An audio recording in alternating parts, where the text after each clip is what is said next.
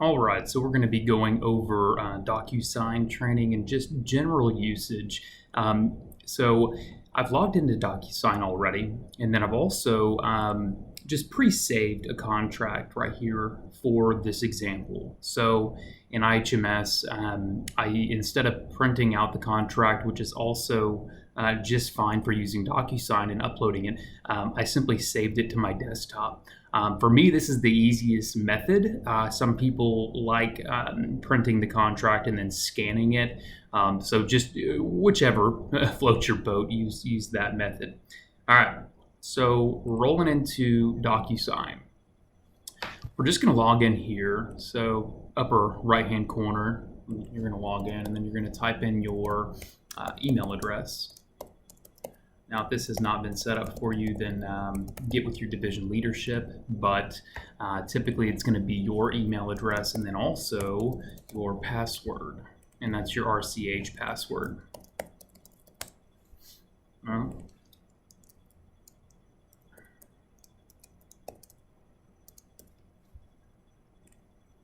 we go. Okay, so once you hit the dashboard, I'm just going to use this word quite frequently, but there's a lot of distractions. So just keep that in mind. There's so much information that you can just get lost. So to really simplify this based upon the needs of our business, we've got a couple different ways we can use this, but I'm really going to focus on one. And so for sales professionals and sales associates, just sending and receiving documents, really what you're going to do to get started is hit new.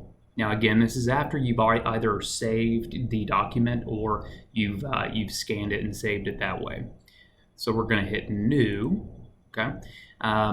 Say, for example, we want to send a document.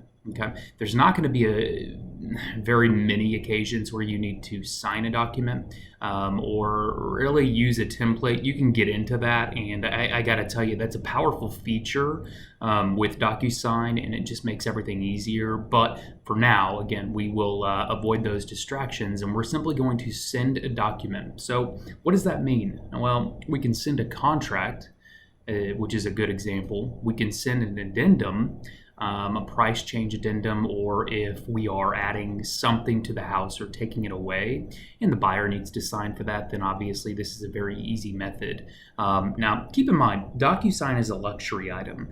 It's always important to remember that you want to get your buyers in front of you as much as possible. And so having these conversations in person and signing in person, and especially when talking about a contract, doing it in person is so much more meaningful and beneficial in the long term to you and to your customers. So keep that in mind. Anyways, rolling forward, so we're going to hit send a document. Okay, so once we hit this screen here, a couple different things that you can do. Now, I'm just going to start for training purposes right here. Okay, so we're going to upload a document. Okay, again, these are distractions. We're not going to use those right now. Really, there's not a lot of times that I even use those in my business day to day. So we're going to hit upload. Okay. And it's going to defer to the desktop. So I've already got that saved. And again, this was done behind the scenes, but DocuSign contract example. We're going to double click on DocuSign contract example, and it's going to load right here. Okay. Now you can view the document just by hovering and then hitting view. That's actually not how we input the signatures. We're going to get to that here in a second. But for now, we're going to come right on down here. And this is really one of the most powerful features of DocuSign, and especially in our business. This allows us to, of course, put the name and email address of the person that's signing or viewing the document. So as an example here, we're just going to put our ASM in Oklahoma City in here. Oops, I did it in the wrong field there. Her name is Amanda. And so we put her information right here. So that's her name, not her email like I was trying to do before. And then you're going to put her email address right here.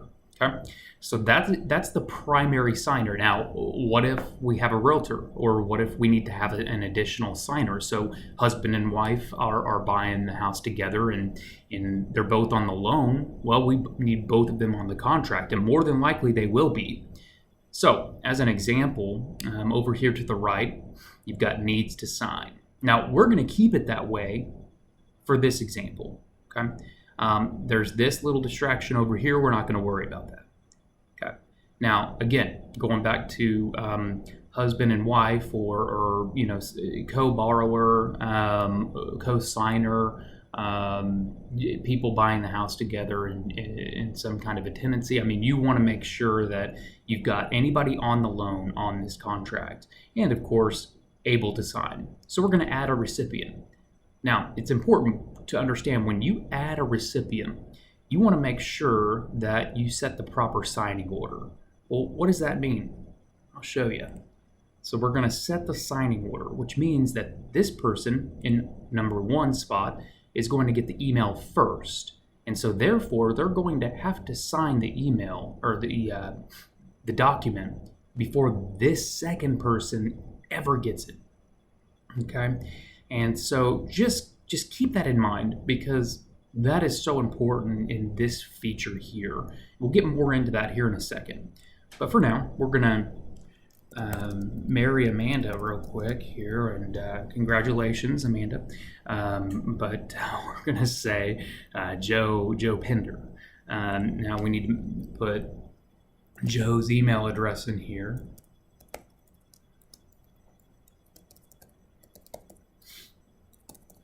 Okay, so we got them.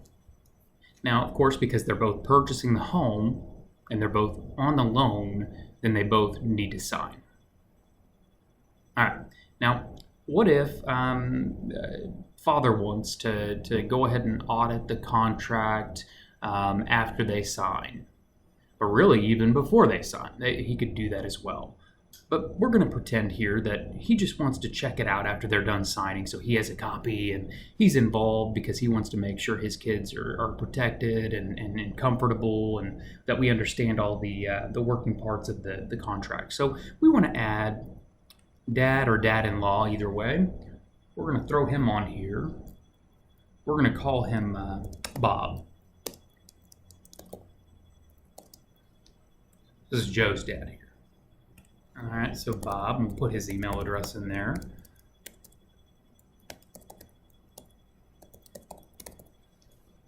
All right, so now we don't need Bob to sign, right? So again, I have this distraction over here. We're not going to worry about that. Instead, we're going to focus on this one. Now you'll notice, obviously, when I clicked, it dropped down. Okay, so really, we just want Bob, again, to receive a copy, and that's it. Now keep in mind, when you're going into your DocuSign account, okay, you will probably not have all of these options, at least not immediately. Once you start using DocuSign more, they will populate based on usage, okay? But for now, we're just going to hit CC. So Bob is actually going to receive a copy. And he's the third person, and so it's after Amanda and Joe sign. Okay. This is typically it. Okay, so if you want to fast forward to the rest of the training, you're more than welcome to at this point. However, I will say that I'm going to get in the weeds a little bit here and explain some more benefits of this area before moving on. One of the other things that I really like about this is that you can add an additional recipient, and that could be, well, your leadership team, or your closing coordinator, more specifically, so that they can review the contract and we can get it ratified. Well, we'd want to definitely make sure that they're the last person to receive this, so we're just going to pretend here that we're going to do that. So we'll put the closing coordinator in here and their email as well. And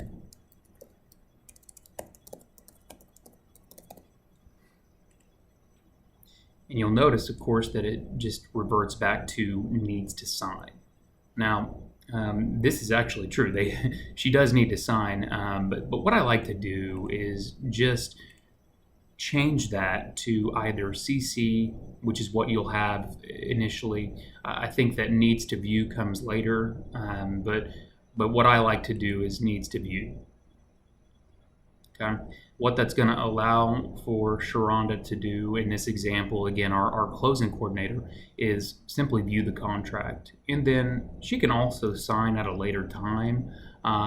Or if your closing coordinator prefers to view and sign at the same time, then we could simply change this back over to needs to sign. Okay. Now, me being the division sales manager, I'm going to get a copy of this either way because I set this up. But you want your division leadership to get a copy as well. So you're going to add a recipient, and typically this is just going to be needs to view. So again, we can get pretty far down in the weeds here. You could put your division president on here. You could put your purchasing team as needs to view, just whoever is involved in your contract ratification process. You want to make sure that they're included here. Now, again, that's not a requirement of DocuSign. Really, the only requirement is this. The signers of the contract. Okay, so we're just going to hang out here and move forward. All right, so we're coming down here to basically the email subject line. So you've got a message to all recipients. What that means is that you can change the subject line if you choose to. I typically just leave this in here because we've already named the contract, saved it as, say, for example, Mr. and Mrs. Pender contract for new home, something along those lines. Then we can come down here and enter a short message.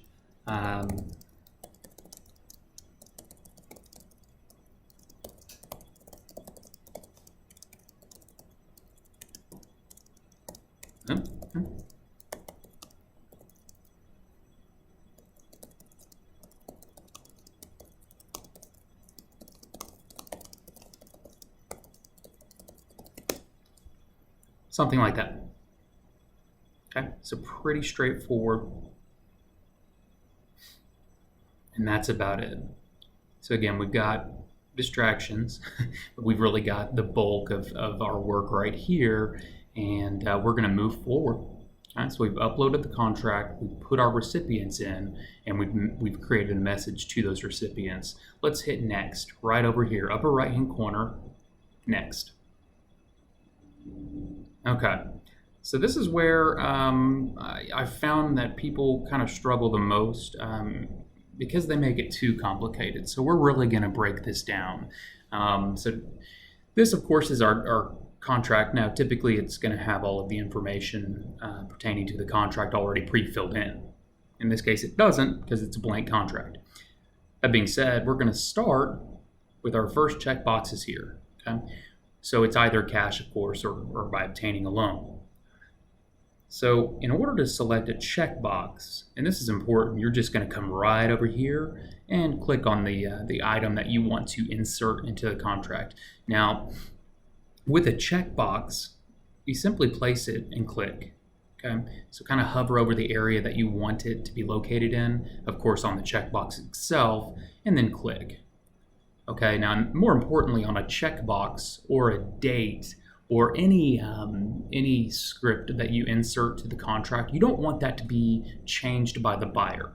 So we don't want this buyer to move that checkbox anywhere else because that is the one that is applicable to them. So they're not paying cash, they are paying with a loan, and we don't want them to misunderstand the context here and check the wrong box.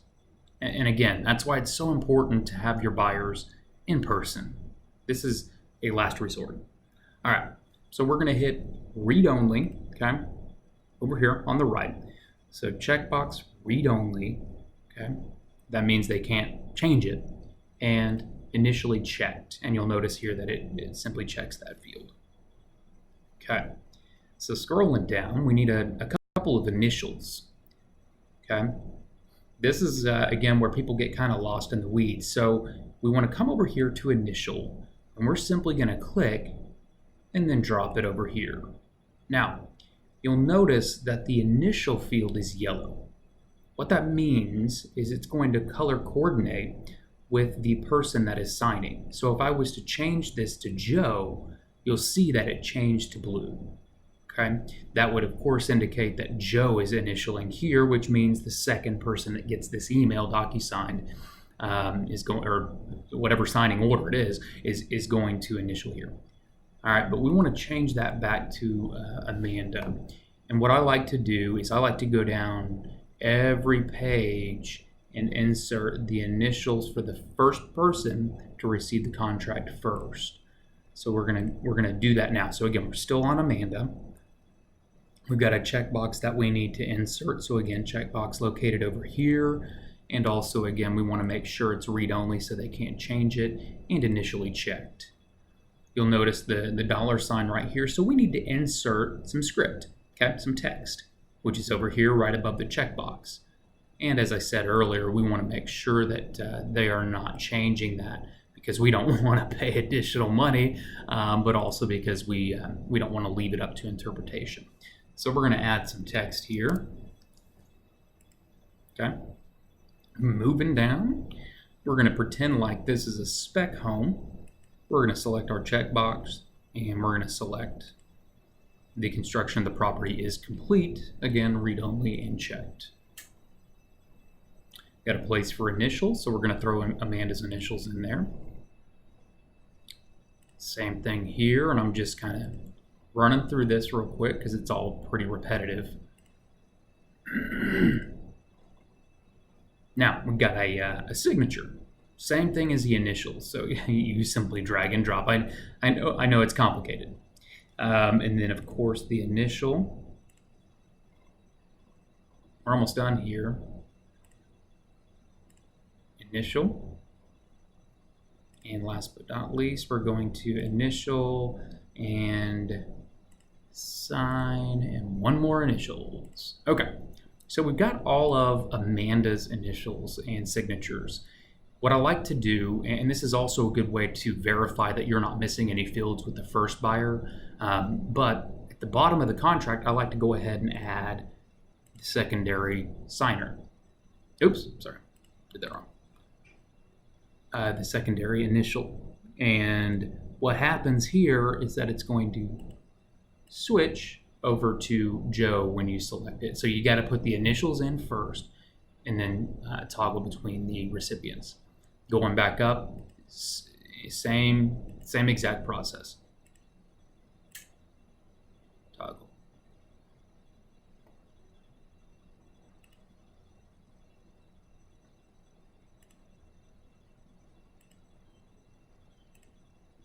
And that's it.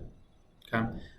Again, for training purposes, I'm not actually going to send this or complete it, but you would just simply do that throughout the rest. So drag and drop and then change the recipient. Make sure it changes to the recipient's color and you're good to go. Now, last but not least, we want to send this contract out. Where do we do that? We hit send up here. Right when you hit send, it's going to send out, it's going to shoot you a confirmation in your email, and then it's also going to send to the buyer. You're going to get updates on this particular document every time they either view or open it or sign, or with whichever step in the process they're currently at. Now, real quick, other actions. This is the one time that I will discuss with you a distraction. What if you messed up? What if you forgot to add somebody? What if you did something wrong? Then you would simply come over here to other actions. And you can edit. You can edit the message. You can edit the recipients, the documents, and other items. So that about wraps us up on DocuSign. I hope this is helpful, and that is it. Thank you.